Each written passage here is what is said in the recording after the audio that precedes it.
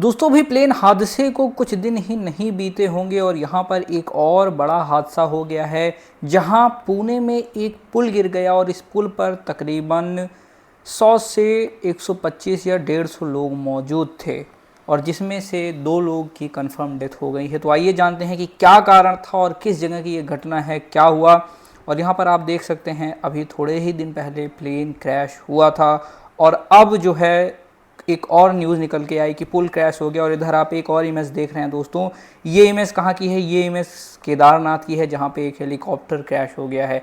यानी जो घटनाएं हैं वो बढ़ती जा रही हैं दोस्तों। एक्चुअली ये जो घटना है ये 3:30 या लगभग 4 बजे की बात है, जहाँ पर एक ओल्ड आयरन पेडेस्ट्रियन ब्रिज था। यहाँ पर एक आयरन का ब्रिज था जो कि पैदल यात्रियों के लिए बनाया गया था। और ये किस रिवर पर था? इंद्रायणी रिवर, जो कि कुंडमाला विलेज के पास पुणे डिस्ट्रिक्ट में मौजूद है।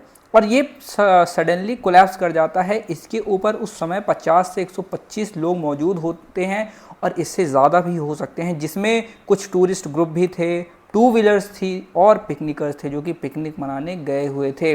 यहाँ पर दोस्तों पूरी जो बात है अगर आप देखेंगे तो आपको लगेगा कि कितनी ज़्यादा जो चीज़ें हैं, जो सेफ्टी कंसर्न्स हैं, उसको नेगलेक्ट किया गया है। तो यहाँ पर क्या कहा गया कि कुछ लोकल्स ने बताया कि हमने पहले से ही जो अथॉरिटीज़ हैं उनसे जो कंसर्न्स हैं वो रेज किए हुए थे। तो यहाँ पर जैसा कि देख सकते हैं लोकल्स ने ये बात न्यूज़ चैनल्स को बताई हुई हैं, लेकिन अथॉरिटी हैज़न्ट टेकन सफिशिएंट एक्शन, और यहाँ पे एक्शन नहीं लिया गया। कुछ आई विटनेसेस का कहना है कि जो ब्रिज है वो शूक, वो हिलने लगा, कुछ मिनट तक वो हिलता रहा इधर उधर कोलैप्स होने से पहले। और यहाँ पर आप एक चीज़ और देखेंगी, the structure was around 30 years old. और ये जो स्ट्रक्चर है ये 30 साल पुराना हो गया था, जो कि एक्चुअल में लोकल फुट ट्रैफिक के लिए बनाया था। यानी लोकल में होते हैं ना 2-4 लोग, 1-2 लोग ऐसे आ जा लें, 8-10 लोग बहुत ज़्यादा, लेकिन ये हैवी टूरिस्ट गैदरिंग के लिए नहीं था। या फिर व्हीकल, जैसे कि आपको पता, मैंने बताया कि 2 व्हीलर्स भी यहाँ पे मौजूद थी। यानी ये बाइक्स वगैरह के लिए पुल नहीं बना हुआ था और ना ही ज़्यादा टूरिस्ट खड़े होकर के वहाँ पे फ़ोटोज़ वगैरह लेना और व्यू सीनरी जो है वहाँ एंजॉय करना, इन सब चीज़ों के लिए नहीं बना हुआ था।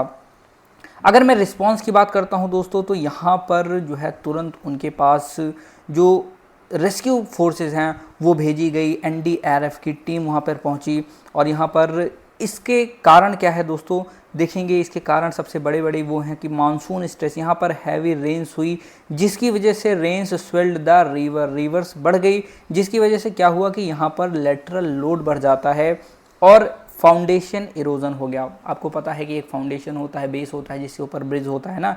तो जैसे ही लेटरल लोड बढ़ता है, लेटरल लोड क्या होता है एक्चुअली दोस्तों, आपको पता है कि जो आपके पहाड़ होते हैं वहाँ से आपकी रिवर्स आती हैं। अब रिवर्स जब ये आती है ना, तो इधर क्या होता है कि ऊपर तो ग्रेविटी होती है और ग्रेविटी के साथ बड़े बड़े पेबल, बड़े बड़े पत्थर भी आपकी पानी के साथ आते हैं। लेकिन जैसे जैसे ये ग्रेविटी कम होने लगती है ना, वैसे ये बड़े बड़े पत्थर यहाँ पर छूटते चले जाते हैं और फिर धीरे धीरे धीरे धीरे इन पत्थरों की जो अमाउंट है वो कम होती है और उसी के साथ साथ इनकी साइजेस भी छोटी होती रहती हैं। क्यों? क्योंकि पानी का फ्लो अब उतना नहीं रहा। पानी का फ्लो पहले तो ज़्यादा होगा क्योंकि ग्रेविटी भी है, और ग्रेविटी है तो पत्थर को भी तो खींचेगी ग्रेविटी, ना केवल पानी के बहाव के साथ साथ ये पत्थर भी खींच रही है। अब इधर आएगी तो यहाँ पे ग्रेविटी है नहीं, यानी पत्थर जो है यहीं पे रुक जाएंगे और जो छोटे छोटे हैं वो थोड़े आगे बढ़ेंगे। लेकिन जब आपका मानसून आता है ना, मानसून बहुत ज़्यादा पानी लेके आता है, ज़्यादा पानी आएगा, ज़्यादा तेज़ फ्लो होगा तो ये और जो पत्थर रुके हुए हैं ये भी इसके साथ आने लगेंगे, तो लेटरल लोड बढ़ेगा और ये जाएंगे जिस जगह टकराएंगे वहाँ पर इरोजन करेंगे। ठीक है, और ये हो गया। फिर ओवरलोडिंग भी यहाँ पर हुई, क्योंकि ओवरलोडिंग होने की आशंका काफ़ी ज़्यादा बढ़ जाती है जब टूरिस्ट वगैरह वहाँ कहीं पे आ जाते हैं। बहुत सारे टूरिस्ट एक साथ हो गए। अब यहाँ पे कह रहे हैं कि शूक हुआ, इसका क्या मतलब है कि या नीचे से उसका बेस जो है, एक ये हो सकता है कि रोड हुआ, दूसरा क्या है कि विंड्स की वजह से भी जो ये स्ट्रक्चर है वो शूक हुआ होगा। यानी मल्टीपल फैक्टर्स वहाँ एक जगह काम करें जिसकी वजह से ये देखने को हमें मिला है। और एक चीज़ और है कि नेग्लेक्ट एंड पुअर डिज़ाइन, यहाँ पे डिज़ाइन भी इसकी बहुत अच्छी नहीं होगी। बहुत ज़्यादा पहले ही मैंने बताया कि हैवी यूजेस के लिए ये इस्तेमाल नहीं किया गया था, केवल और केवल लोकल पेडेस्ट्रियन के लिए इस्तेमाल किया गया था। यहाँ पर आप देख सकते हैं ऑनगोइंग रेस्क्यू चल रहा है, जहाँ पर एनडीआरएफ की टीम है, क्रेन्स है, पुलिस टीम्स हैं, ये सारे आए हुए हैं। मेडिकल एड और एड्स भी पहुँचाए जा रहे हैं कि जो जो लोग हैं जो बचाए गए हैं, जो इंजर्ड हो गए हैं, यहाँ पर उनको हॉस्पिटल पहुँचाया गया है। स्ट्रक्चरल ऑडिट रोल आउट किया जा रहा है कि क्या किस वजह से एक्चुअल में स्ट्रक्चर में क्या ऐसी खराबी आ गई। कमीशन ऑफ इंक्वायरी यहाँ पर बैठाई जाएगी।